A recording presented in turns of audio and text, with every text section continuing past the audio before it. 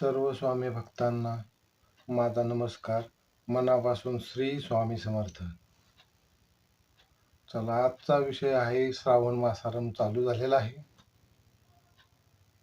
तरी या काळात कोणीही मांसाहार करू नये, कारण आपले जे गुरुवर्य आद्य श्रद्धास्थान देवांचे देव ब्रह्मांड नायक राजाधिराज अक्कलकोट निवासी श्री स्वामी समर्थ महाराज हे सुद्धा शिवभक्त होते.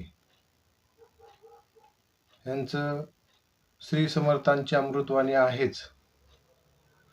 शिव हरशंकर नमामि शंकर शिवशंकर शंभो, हे गिरिजापती भवानी शंकर शिवशंकर शंभो, श्री महागणपते नमः निर्भस्त.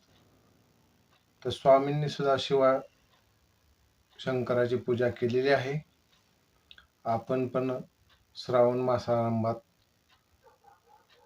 देवाची पूजा करतोच, तसेच शिवशंकराची पूजा करतो.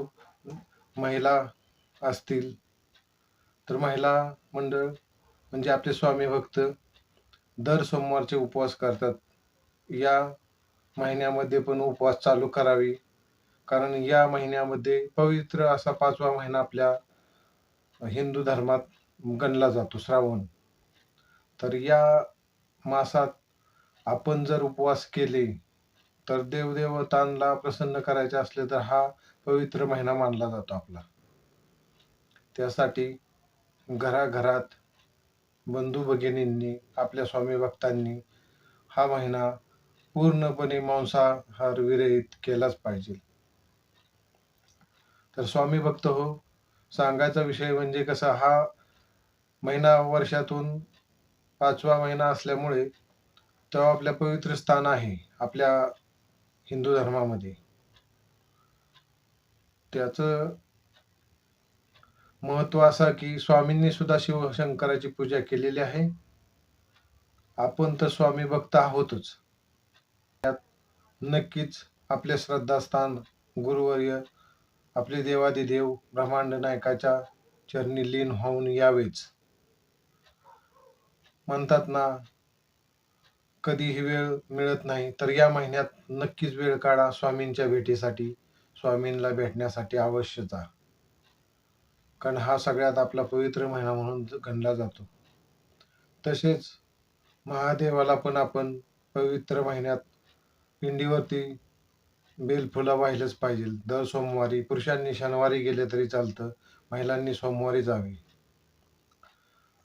आपल्या जवळच मंदिर असेल किंवा नसेल तरी पण सोमवारचं व्रत हे आपण महिलांनी केलंच पाहिजे. पुरुषांनी जमलं तर शनिवारचं व्रत केलंच पाहिजे उपवासाचं, कारण ह्या मासारंभात पवित्र म्हणून गणला जातो. वाक्य ते सारखं सारखं येते आपल्या तोंडामध्ये, कारण आहेच तेवढं पवित्र महिना आपला. तरी आपण सर्वांनी श्री स्वामी सेवकांनी अक्कलकोटला जाऊन यावे या महिन्यामध्ये. आपल्या देवाला प्रसन्न करून घेण्यात या महिन्यात आपल्याला यश मिळालेच पाहिजे देवाकडून. तरी या महिन्यामध्ये पवित्र महिन्यामध्ये आपल्या स्वामी भक्तांनी स्वामी तारक मंत्र म्हणलाच पाहिजे. अष्टक व मानस पूजा, संरक्षण यंत्र, राहू अशुभ काळ व इतर विधी हे या महिन्यामध्ये पुस्तके वाचलेच पाहिजे आपण सगळ्यांनी. थोडे थोडे का होईना स्वामी भक्ती करताना, जपमाळ करताना हे पुस्तक अवश्य कोठेही पुस्तकालयात ग्रंथालयात आहेत तर तिथून घेतले तरी चालतील. गुरुचरित्र लावलं, प्रत्येक मासारंभात वेगवेगळे ग्रंथ लावले जातात. तसेच आपण आपल्या देवाचे गुरुचरित्र वाचले तरी जमतं. तरी तारक मंत्र सकाळ संध्याकाळी लागलाच पाहिजे. जपमाळ ह्या 11 जपमाळी जसं जमेल असे आपण जपमाळ केलीच पाहिजे आपण, कारण आपण स्वामी भक्त आहोत हे विसरू नका. जपमाळेने इतकं मोठं परमभाग्य मिळतं की प्रत्येक 108 जपमाळ एकदा जरी म्हणले तरी देवाची पूजा 108 वेळा केली झाली आपली. ज्यांना ज्यांना शक्य होईल तेवढ्या वेळेत आपण ही जपमाळ केलीच पाहिजे, कारण आपल्याला स्वामींना जर काही मिळवायचं असेल, लाभ मिळवायचा असेल, स्वामी सेवा केलीच पाहिजे. स्वामींच्याकडून काय मिळवायचं असेल तर अवश्य नामस्मरण हे चालूच राहिलं पाहिजे आपल्या मुखातून. श्री स्वामी समर्थ, श्री स्वामी समर्थ, श्री स्वामी समर्थ. तर पुढील भागात मी नक्कीच आपल्याला जपमाळेविषयी माहिती देईल. जपमाळ कोणत्या बोटात धरावी, कोणत्या ह्याच्यात ते व्हिडिओ शूटमध्ये करून टाकेल, व्यवस्थित एडिट करून सगळ्यांना दाखवील. त्या पुढल्या भागामध्ये अवश्य जपमाळ्याचे महत्त्व तुम्हाला सांगणार आहे. तरी ह्या श्रावण मासारंभात आपण कोणीही मांसाहार घरामध्ये करू नये.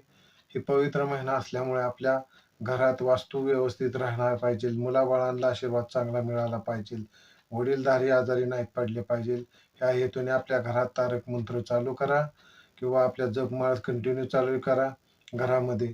तर आपल्याला यश हे मिळणारच आहे देवाकडून. पण आपल्या घरात रोगराई निर्माण न व्हावी या महिन्यामध्ये. पावसाळा चालू आहे, सगळ्यांनी काळजी घ्या. तरी आपल्या स्वामी भक्तांनो, दोन्ही पद्धतीत मी सांगत आहे, त्या आपण स्वामी भक्तांनी मनापासून ऐकावे हीच माझी विनंती. श्री स्वामी समर्थ.